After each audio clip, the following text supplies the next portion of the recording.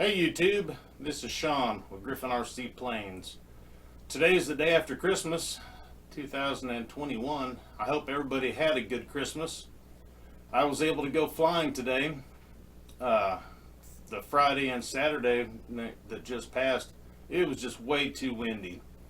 It's such a bummer too because I personally had Friday off and was really looking forward to going flying that day. And boy, the winds were 20, 25 miles an hour. And then they continued that way on Saturday. And then today, Sunday, it was 5 miles an hour with gusts up to like 7 or 8 tops, only at a few times. So we were able to fly all day long today. About 3/4 of the way, or throughout my day today, I saw this kid and his dad show up, and he had a brand new Aero Scout, and I already knew the entire story, around my head. He got it for Christmas. It's going to be his first time to fly, and I've seen that happen just way too many times. Bad endings. So I asked him, have you guys flown before? And then immediately spoke up and said, nope, Santa brought it. This is his first time.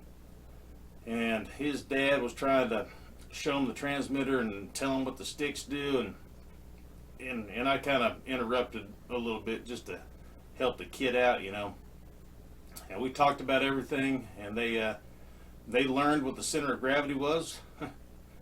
And before we talked about that, they talked about reading the manual cover to cover many times. And I said, well, is the center of gravity good? And they both said, huh?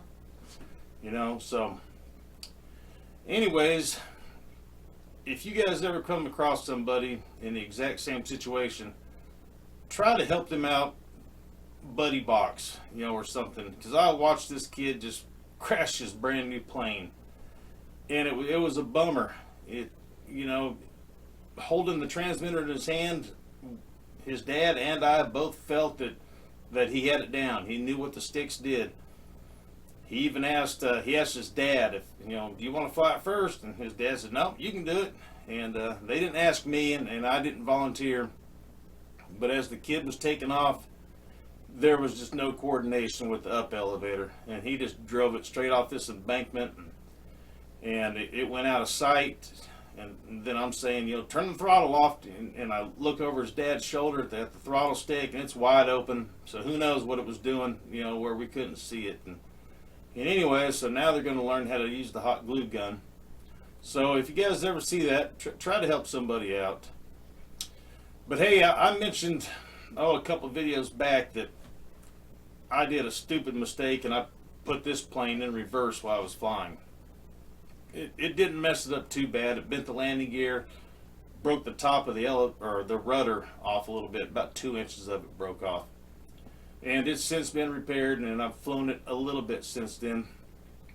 But what happened when I put it in reverse, mid-flight, was that it backed off the nut that holds on the prop. The threads go a certain way, and when the prop is spinning, it's keeping the nut tight.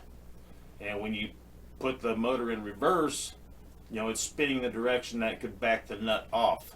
So I'm using a lock nut, a nylon lock nut now, and I haven't backed it off at all, and I've tried, just experimenting, hitting the throttle this way and that way, and will it back the nut off, and it won't. And I check the tightness of it each time with a torque wrench, and it's staying right there. So let me show you guys what a nylon lock nut is, and that's a good idea for any plane that has the thrust reverse. And anyways, here, hang tight. My girlfriend got me these for Christmas. They're LED flashlight gloves, and this is little glove that slides over an index finger and a thumb, and they've got some lights built into them, so you can get into areas, and you're working with your fingertips, and you got some little lights built in. And it came with one for each hand, plus they came with 4 extra batteries. So I'm going to try to use these things, and then I will report back to you guys and see if they're helpful or in the way or what. But I just thought that was the coolest thing. Okay, nylon lock nut. In my right hand is a regular nut, and the left is the lock nut. And you can see there's a height difference on the one that has the nylon locking. Right here is the nylon part. You can see the little darker color ring in there. And let me show you how they work. Taking a demonstration prop adapter and the regular nut, you can see that I can spin it on with my finger here with ease, right? All the way back and forth. And then when you put the nylon lock nut on, it stops. Well, it stopped right when it got to the nylon. And at that point is when it gets really tight. And I can't turn it with my fingers anymore without using a wrench. So once the threads start to go into the nylon part, it just bites down on it. And that is really helpful. This particular thread is a 5/16 thread. Some prop adapters are in metric, and they're probably an M8 to M10, something like that. If you don't know how to measure the size of a metric bolt and you don't have any digital calipers or something, you can just take a metric wrench and just slide the wrench over it. An 8mm wrench, if it fits tight, you know, it's a good fit, and then it's an M8. If you put it on there and it's kind of loose, might need to go down a size, might be an M7. So that's a way to measure the size of anything, really. This is a 5/16. You can take a 5/16 wrench, which is also 8mm, but which is different threads, but they're the same width. These are 5/16. A lot of prop adapters are in metric. So hey, nylon lock nut is a great idea for the thrust reverse. Well, I hope you guys think those lighted fingertip gloves are as cool like I do. I'll give you a report back and let you know how they worked. Hey, here's a couple clips coming up of flying a beaver today. Nothing spectacular, but just showing that you know, I made the repairs and it still flies. And up next video is where we stand on the 300 rebuild here. A few videos back I showed you how the fuselage was nearly snapped in half and how we repaired it, and now I've got some paint on it, and you won't believe where I got this color here. It came in a spray paint can, a good quality paint. It wasn't mixed for a specialty or a custom. It comes like that. You won't believe where I got it from, and I'll fill you in on that next time as well. Hey, if you wouldn't mind hitting the like button and subscribe and share. That's how the YouTube algorithm works. That's how I can get promoted, and that's how things operate. So hey, if you like these videos, thumbs up and subscribe. And until next time, you'll see me here. Alright guys, we got the FMS Beaver 2.0 out.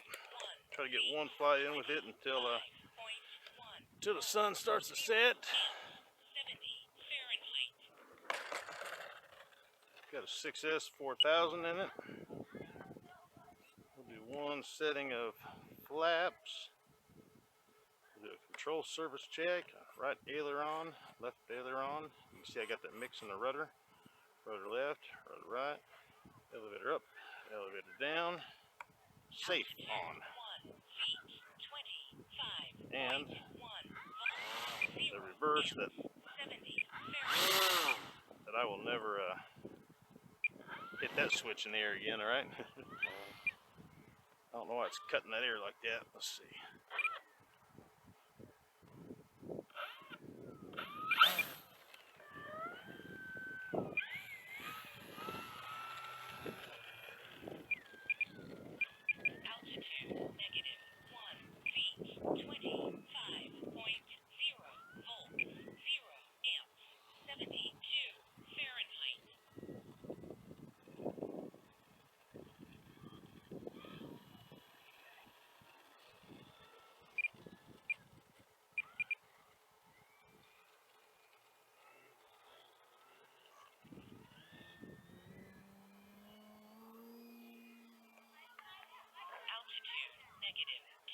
-2 feet, 20.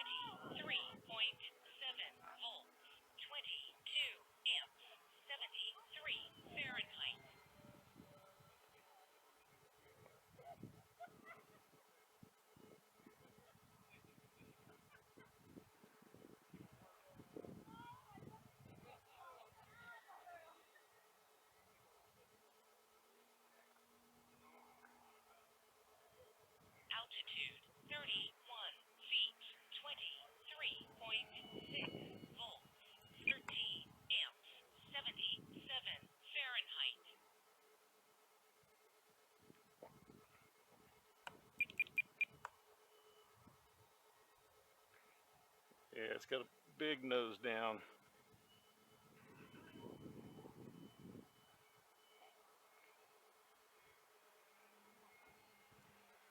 Altitude 47 feet, 23.8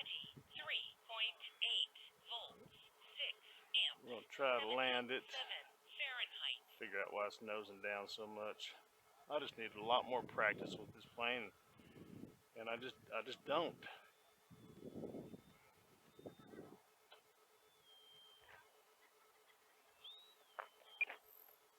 We're just gonna take it because I don't like it.